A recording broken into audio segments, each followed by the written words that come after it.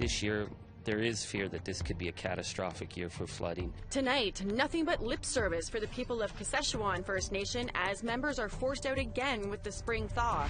Anything that can support families to get stronger, to be able to parent in healthier ways, or to strengthen the family unit is so valuable. How a parenting program is breaking the cycle by instilling the beauty and strength of our cultures at an early age. And on the eve of the provincial election, all but one party in Alberta have tabled their Indigenous agendas.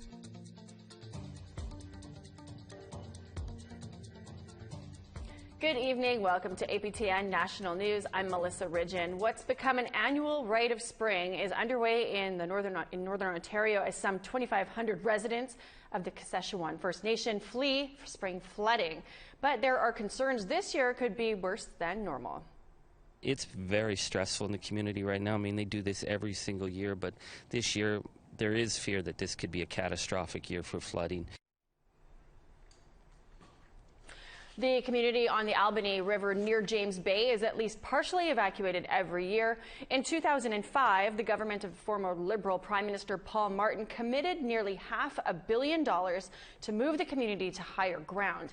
That was nixed by the Harper Conservative government the next year, and it's not been implemented by the current Liberal government that's been in power since 2015. Band members will be flown south to Timmins, Kashechewan, Thunder Bay, and Cornwall as part of the evacuation. The official opposition party in the Ontario legislature says it's not enough, and they want to see something happen now. And we're not living to our commitment. I think Canadians should be not happy, or Ontarians should not be happy either. You know, it is a provincial and a federal issue. Federal had not put any money in their budget. Provincial just announced a new budget, and there's no money to move the community. So again, we are failing that community, even though we made promises after promises to move them. With more on the evacuation of Kashechewan, I'm joined by APTN's Amber Bernard from our Ottawa Bureau. So what's happening today with the remote First Nation, Amber? So Kashechewan sits on the Albany River, which is home to 2,500 people, and every spring it floods, which means every spring they're evacuated out of their community.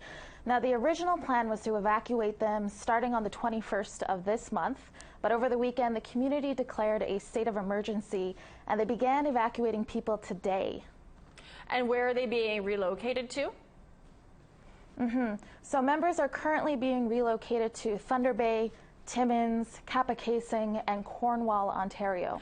And is there a reason why why the whole community just doesn't go to another community? What's the reason that they're split up among these communities?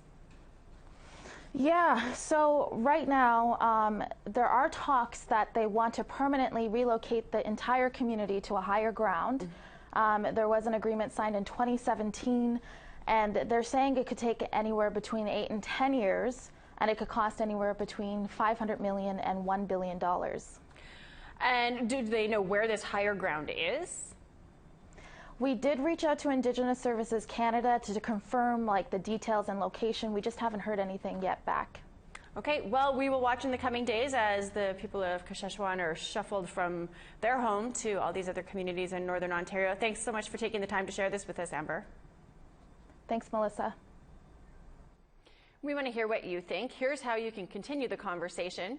You can send your emails to news@aptn.ca. You can find us online at aptnnews.ca, and you can find us on youtube.com/APTN News.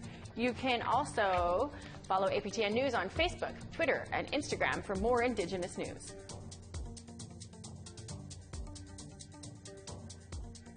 Following the hearings of the National Inquiry into Missing and Murdered Indigenous Women and Girls in Yellowknife last February, the government of the Northwest Territories announced the creation of a new RCMP unit. This historical case unit would look at the 71 unsolved cases of missing and murdered Indigenous in the territory. But so far, nothing has come of that, and many families have questions. This is around the area where Mary Rose Kijuk's remains were found last year. 18 years after she went missing, her son Nathan Kijuk says he was hoping for closure when the RCMP historical case unit was announced, but now he's waited over a year with no clue on when and how the unit could help him find answers about his mom's death. No, I've been trying to contact them for a while, but they haven't returned my call, or they say there's no anything happening. Maybe 3 or 4 years ago, they finally asked me for some DNA, and that's the only time they ever talked to me about stuff like that. They just told my uncles that, well, we should be happy now that just found and we could close the case. And APTN has repeatedly reached out to the Northwest Territories RCMP over the past year, and we recently were provided an email statement saying we are following up on this and will advise when we have information, and we cannot give an estimated time. Tuesday is Election Day in Alberta. According to the Twitter account Indigenous Politics, there are 19 Indigenous candidates running for various parties, and all but one of the parties has released an Indigenous platform. Dennis Ward has more. The ruling NDP, who have 3 Indigenous candidates, are running on their record. Under Rachel Notley, the NDP says they considered the United Nations Declaration on the Rights of Indigenous Peoples on every policy decision. The party also points to the hundreds of millions of dollars invested in affordable housing and to improve drinking water on First Nations. The NDP says they will work with Indigenous groups looking to buy into pipeline projects. Of course, resource development is a major issue in Alberta. The United Conservative Party under Jason Kenney says if elected, it would establish a $10 million fund to support legal action for pro-resource groups in Indigenous communities. Leading in the polls throughout the campaign, the UPC has 3 Indigenous candidates. The Alberta Liberal Party also has 3 Indigenous candidates. The party with little chance of forming government supports changes to the education curriculum and addressing racism in the justice system. 4 Indigenous candidates are running under the Green Party of Alberta banner.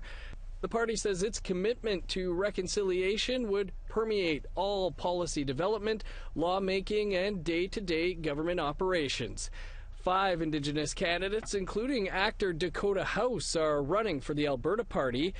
The party says it would take a nation-to-nation approach to working with First Nations communities to build long-term sustainable prosperity.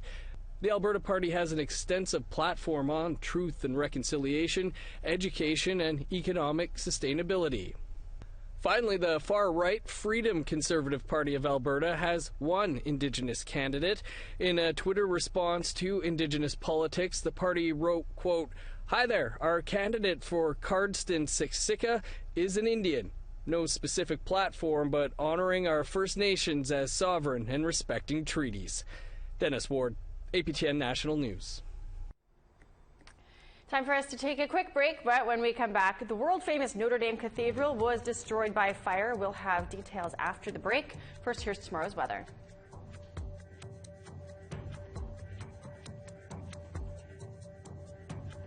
To the east coast, we've got 7 and rain in Fredericton, 3 and rain in Charlottetown. 0s for Happy Valley, Goose Bay and Cartwright, and snow. 7 in Val d'Or and Rwanda, 4 in Quebec City and Saint Jovite. 7 for London and Sarnia with some rain. 11 and snow and rain in Big Trout Lake. 9 and rain in Thunder Bay.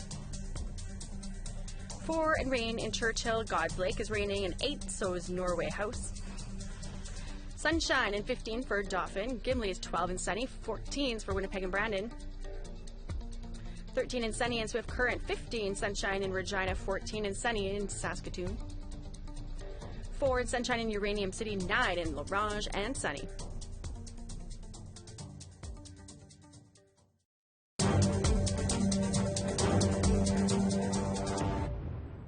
Welcome back.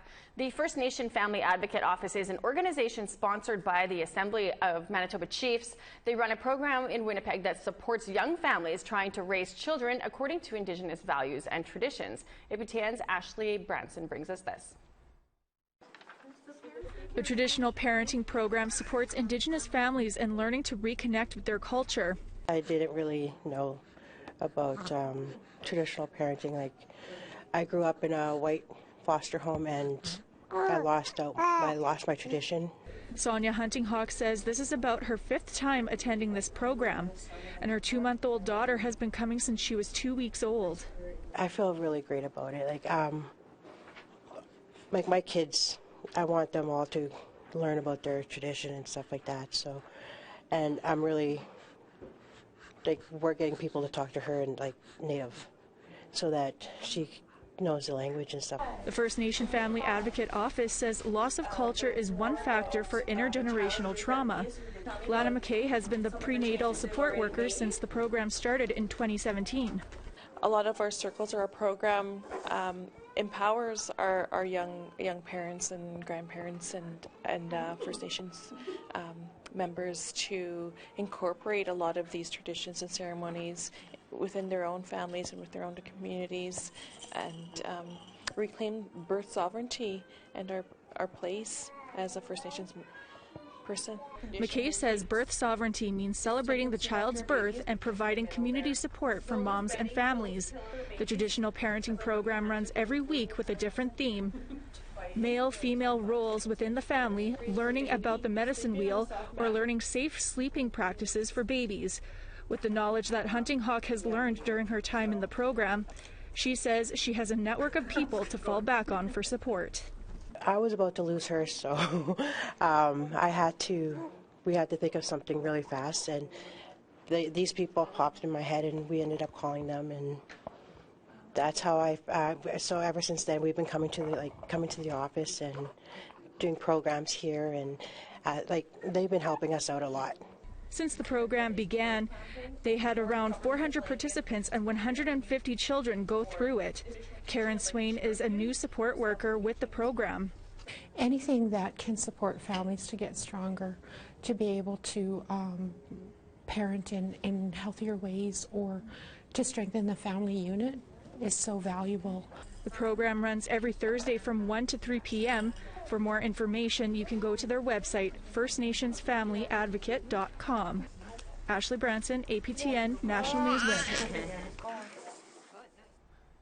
2 young Métis entrepreneurs operate a small fitness facility in Saskatoon's core neighborhood. APTN's Priscilla Wolf went to check it out. Sheena Beatty and her business partner Lauren Prefontaine opened Crew Row House in August. I guess it started with rowing, really. I was rowing in my home gym at home, and I was looking around trying to discover workouts on the rower, and I just found that there wasn't a lot out there. The business idea grew from there, and with the help from the Clarence Campo Development Fund, they were able to see their idea become a reality. The duo were nominated for a North Sask Business Association Young Promising Entrepreneur Award and won it. Every year, the NSBA, the North Saskatoon Business Association, hosts the Business Builder Awards, and Clarence Campo actually nominated us for the Young Promising Entrepreneur Award, and we made one of the 4 finalists, and at the event, we were selected as the winner. The Clarence Campo Development Fund CEO Pam Larson says helping fund Métis businesses helps the economy. For every dollar we invest in the economy, it generates $15.22 in economic and social benefit, which means it's an improvement in education and in health and in living standards, and it just has a big impact on the economy. And as we saw this year, our volume of dollars we put out grew 53%. So Métis entrepreneurs are out there and they're starting businesses, so it's great to see. The success of Métis businesses in Saskatchewan not only help the economy, they create unique businesses like this one. Prefontaine says if you are looking for a unique and challenging workout, you can find it at Crew Row House. Classes range from 45 minutes down to 35 minutes, and it's all instructor-led, really fun, fast-paced. They're HIIT workouts, so we have a couple different types of classes. One is all rowing, the other is rowing with weights. The rowing studio caters to all ages and fitness levels. The pair also wanted to create a positive environment where you could get an efficient workout and not sign a contract or have to pay monthly or annual fees. Priscilla Wolf, APTN National News, Saskatoon. Overseas now to Paris, France, where a fire has gutted the Notre Dame Cathedral, one of the world's most famous and recognizable churches. The deputy mayor says the fire started in the spire, which caused it to collapse. The Fire spread to one of the iconic rectangular towers. A spokesman for the cathedral says the entire wooden frame would likely come down and the vault of the building could be threatened too. There's no word yet on what caused the fire or how much damage has been done, as it's still burning now. The church was surrounded by scaffolding as it was under renovation when the fire broke out. No injuries have been reported. That iconic spire that we mentioned collapsed. Let's take a look at that video. Here's the moment when the flames engulfed the more than 90-meter tall spire, causing it to fall. The massive fire began toppling the 800-year-old structure this afternoon. The devastation is happening during Lent and one of the holiest weeks of the year for the Catholics.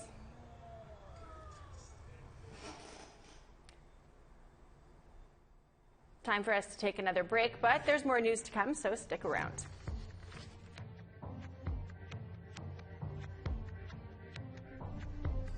Off to northern Alberta, we've got 11 and rain in High Level, 12 and rain in Peace River.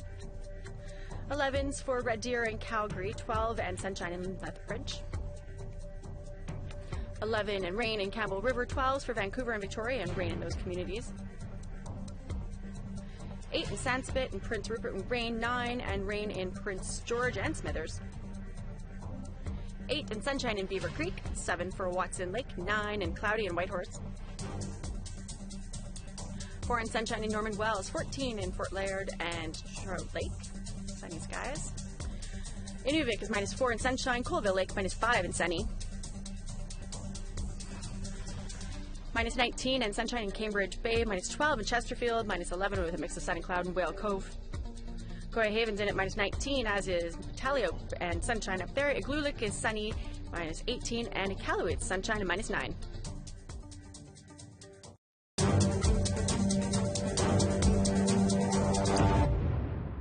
Welcome back. An Aboriginal man surrounded by poverty and gang violence overcomes centuries of historic trauma. That's the storyline of a graphic novel that was part of an interactive exhibition that took place in Calgary. Here's Tamara Pimentel with those details. In the graphic novel The Outside Circle, the main character, Pete, doesn't know much about his Indigenous background. He deals with the addictions of his mother, losing his younger brother to the foster care system, while struggling to leave the gang world. These issues that we're facing are things that we don't like to talk about, but we have to talk about in order to solve them. So this book is a great educational tool for a lot of people across Canada that don't understand why are Indigenous in the situation they're in right now. The story is used in the Power in Pictures exhibition in Calgary's Glenbow Museum. Young people from the Urban Society of Aboriginal Youth were encouraged to draw their own comics of personal stories, creating a collaborative space where local youth stories hang alongside artwork from the novel. What's been really important, especially in light of the TRC, is to make sure that Aboriginal people have access to their own culture and are able to teach their own culture to each other. In the center of the exhibit are masks, a theme from the novel symbolizing the cover-up of true emotion. Masks are that emotional facade we always put on. So to have that throughout here, I thought was a really great segue to show people that, you know, just because you think you see a happy person doesn't necessarily mean they're a happy person. Adrian Wolflag is an Indigenous educator at the museum. He says Indigenous and non-Indigenous leave the exhibit inspired and educated.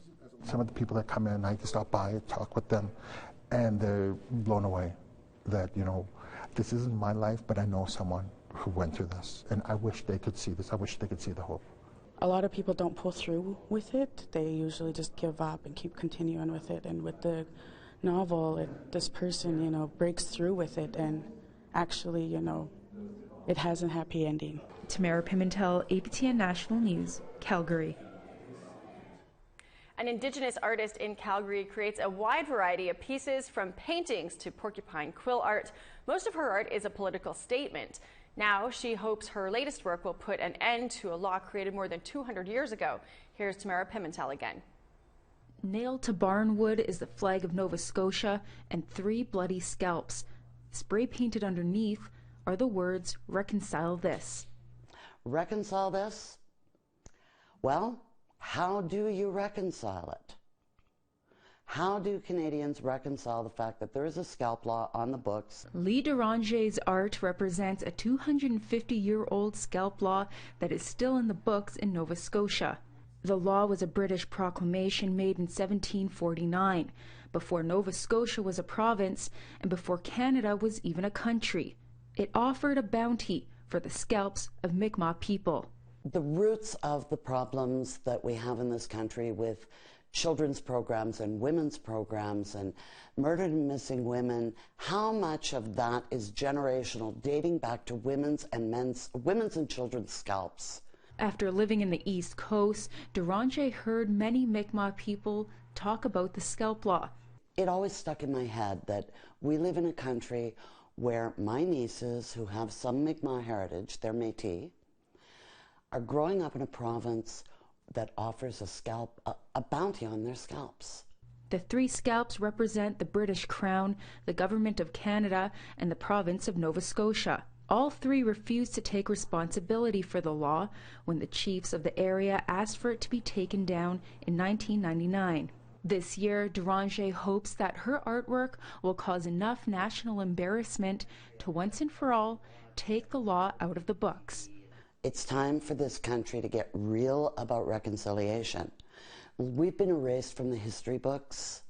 People don't know our history. They don't know their own history. Derange says this is a battle that Mi'kmaq people have to fight, but also an issue that affects the whole country.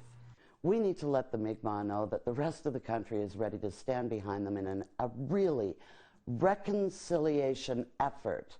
It's 2017, it's the country's 150th birthday, and we've got this huge effort to reconcile history. Let's do it. Tamara Pimentel, APTN National News, Calgary. A giant panda is on its way from China to Austria. 20-year-old Yuan Yuan will take part in scientific research at a zoo in Vienna. He will be joining a female panda named Yang Yang. The pair will return to China in 4 years. This journey is expected to deepen Austria's cooperation with China in areas such as panda breeding, disease prevention and control, and feeding management. We'll leave you with this tonight, another milestone for SpaceX. The private company recently launched its new and improved Falcon Heavy rocket from NASA's Kennedy Space Center in Florida. 3, 2, 1, 0. Ignition. The updated Falcon Heavy is the world's most powerful rocket currently in operation. Just minutes after liftoff, SpaceX landed two first-stage boosters side by side back at Cape Canaveral. And for the first time, it successfully landed its center core on a barge in the Atlantic Ocean. Pretty neat stuff. That is all the news I have for you this Monday. You can check out our website if you've missed anything, aptnnews.ca. I'm Melissa Ridgen. Have a great night, and I'll see you back here tomorrow.